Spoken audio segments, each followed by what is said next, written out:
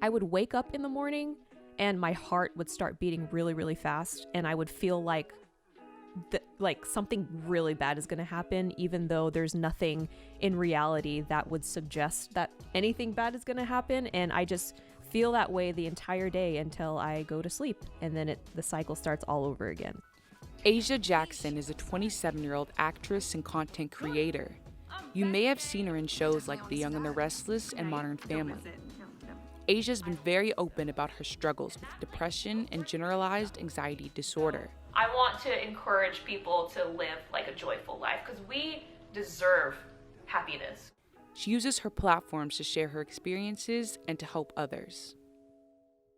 Your video that you posted in October on your YouTube channel about being on antidepressants really helped me to better understand anxiety and help me with getting treatment for my own anxiety. And, before it was hard to take that step because, like you said in your video, you didn't really think that you qualified, and neither did I. You always see this stuff on TV and you're like, oh, you have to be literally wanting to bawl and cry all the time for you, and so I'm just really excited to get your story out to our audience, especially because they're young people, and because I know that it can help someone else. So thank you so much for being here again, and I am super, super excited to talk to you. Oh my gosh. Yeah. Thank you so much for sharing that. When I was creating that video, I was super scared to upload it because I was like, oh, what are people going to think? This is such a stigmatized issue. What if the comments are going to be really bad? But I knew that, just me speaking authentically about my own experience, it might help someone else. So ultimately I just did it. So thank you for that. And so to get started, I just want to know about, if you can take us to the beginning, tell me about the time when you first started feeling like maybe you're struggling with depression and anxiety. Tell me a little bit about how this all began. Yeah, so I think my anxiety actually started from when I was around high school. I just don't think that I knew it yet, because the same feeling that I was feeling before I took medication was the same feeling that I felt when I was in high school. I just didn't understand it yet. So as far as depression goes, I didn't really feel anything about it until probably 2018. I like to call 2018 the worst year of my life because that was when my depression really spiraled, and it spiraled very, very quickly. And so, there was a time I was feeling very overwhelmed with work, and like I said in the video, I was feeling super overwhelmed by things that didn't make sense to freak out over, you know what I mean? It felt like the end of the world, but it was just oh, I forgot to turn this in on time. You know what I mean? And it felt like the end of the world.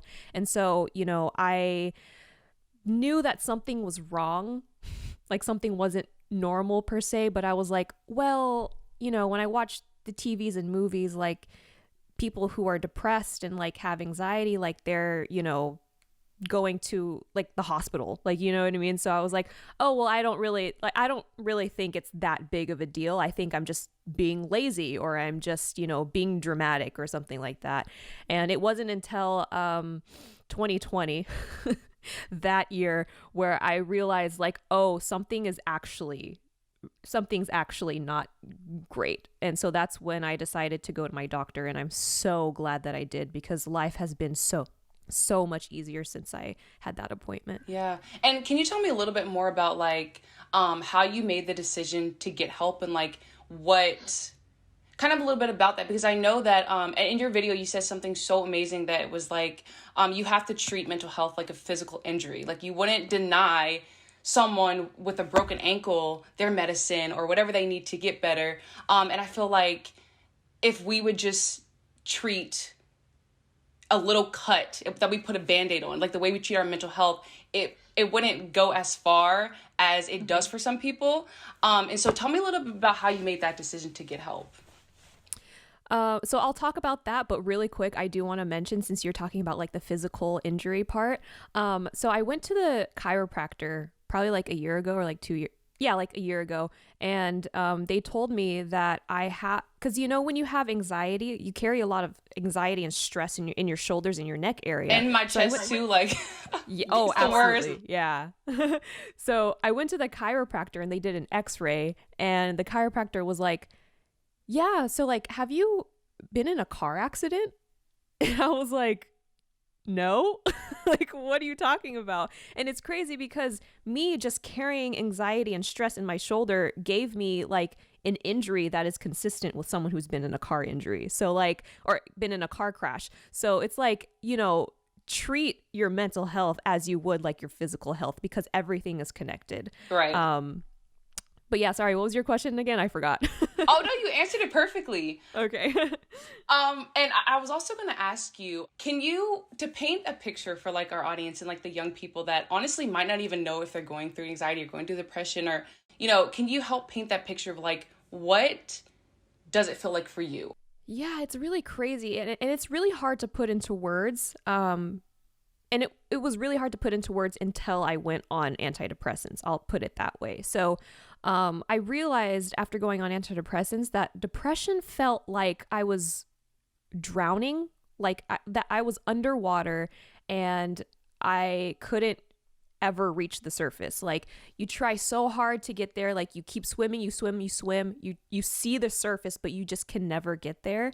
And then eventually you just get exhausted of trying to get to the surface, because you're like, well, I've tried so hard to get there and I never got there. So you kind of just give up and you just float there. And I feel like a lot of people with depression, for me anyway, I felt like life was kind of just passing me by. Like I was kind of on autopilot. I was just floating through life. Like you're kind of going through the motions. Yeah, just going through the motions, just, not really trying to do anything more than stay alive, basically. Right. And in terms of like anxiety, I have something called generalized anxiety disorder, meaning that I experience anxiety that's not necessarily triggered by anything. Like I just have it all the time.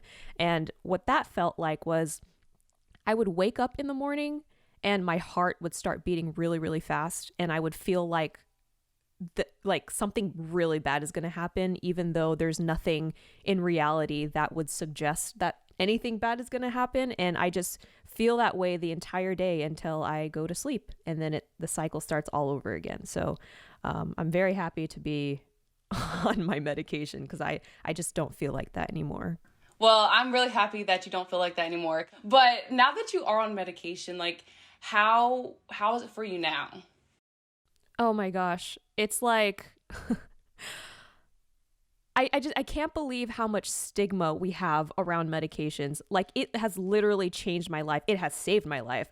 I'm able to be more productive, not only with my work, but productive in terms of like taking care of myself. Like, I'm able to get up in the morning and eat a healthy breakfast. And, I'm able to take a shower when I need to take a shower, and, do my skincare routine when I need to, brush my teeth when I need to. Like, I'm really able to take care of not only my work stuff, but like my personal stuff. And also my relationships with other people have improved a lot too, because when you have anxiety and depression, sometimes you're like very irritable sometimes.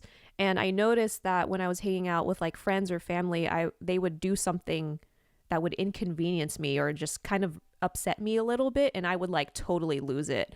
And that is just not really behavior that's really great for interpersonal relationships. So I think about like 2 months into being on antidepressants, I went on a small road trip with my brother, and he literally told me, he was like, I noticed that your behavior has changed, because usually when we go on a trip like this, you would totally freak out and over like nothing. And I was like, wow. So my relationships improved, everything in my life has improved, and I can't believe it started because of this one little small white pill that we have created this stigma against, that has prevented a lot of people from seeking help. And exactly, that's why I ultimately decided to like start speaking out about it, even though I was so scared, because like if medications did this for me, I can't imagine. Like, we deserve to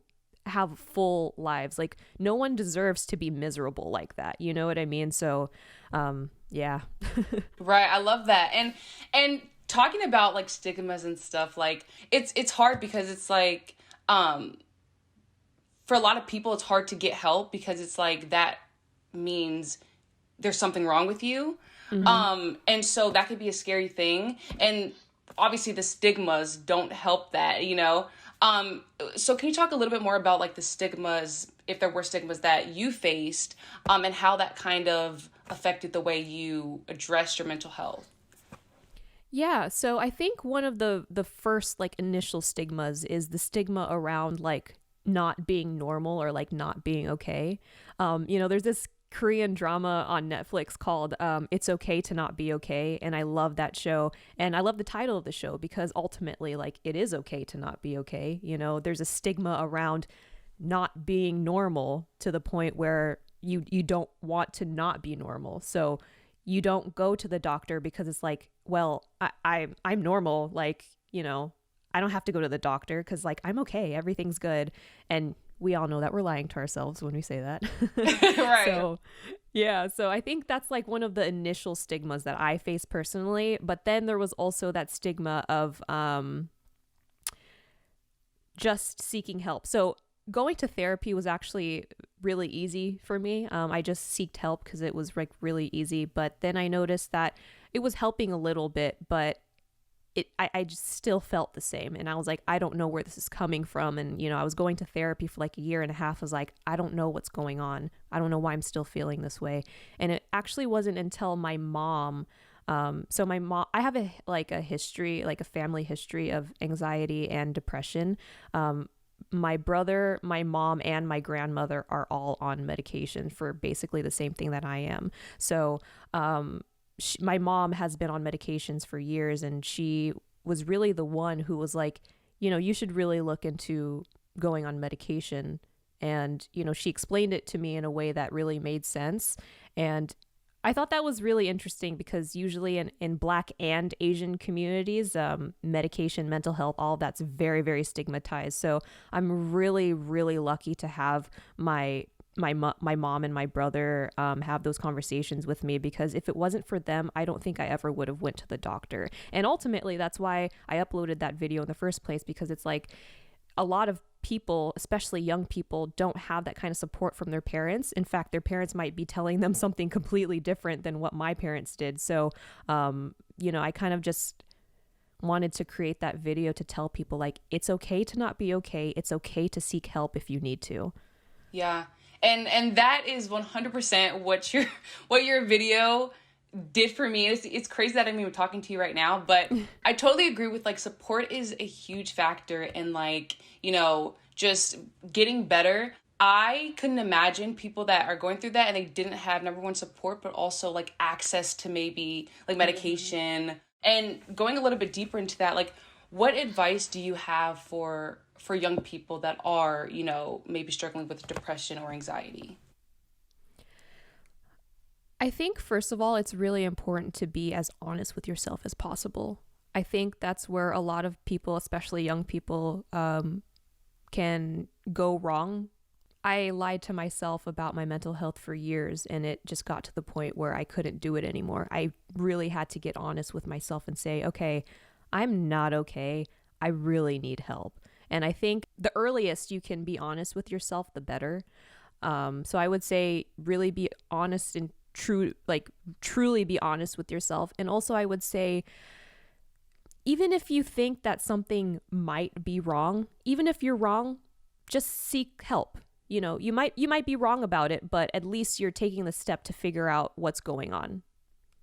Right, exactly. And in your video, you also said, I just keep referring back to your video because I swear there were so many good like things in there. But you said something that was so incredible. You said, I want people to live joyful lives because we deserve happiness. We are entitled to happiness. So kind of going back to what you're saying of like, you know, there is things like medication, like therapy that can help you. Just take advantage of it. You know, it's not going to be easy, but take advantage of it. Yeah. So when I was having that conversation about antidepressants, like, I called my mom. She was in the Philippines when I was like I had like 5 panic attacks in one day. And that's when I was like, all right, something is up. And so I called my mom and I was like, hey, like, I don't know what's going on, blah, blah, blah. And she was telling me that I should, talk to my doctor about going on medication. And then towards the end of the conversation, she was like, you deserve to be happy. Like, you deserve to have a joyful life. Like, other people can be happy, but you can't. I don't think so. And that like opened the world to me. I was like, wait, this is so true. And it is true. No one deserves to like be miserable when you could not be. You know what I mean? Right. And so I really wanted to let people know, because especially when you have depression, you feel like the world can just not get better. Like, nothing can get better. Your life can't get better. Your mental health can't get better.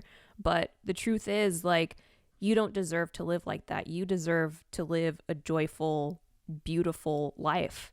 And so I really wanted to remind people that, whether it's taking steps to go to therapy or taking steps to, write in a journal or, get up in the morning and make breakfast and, eat 3 times a day, or whether it's going to your doctor to seek help for medication or, whatever it is, you deserve to live a happy life. So whatever you need to do to get there, you deserve it.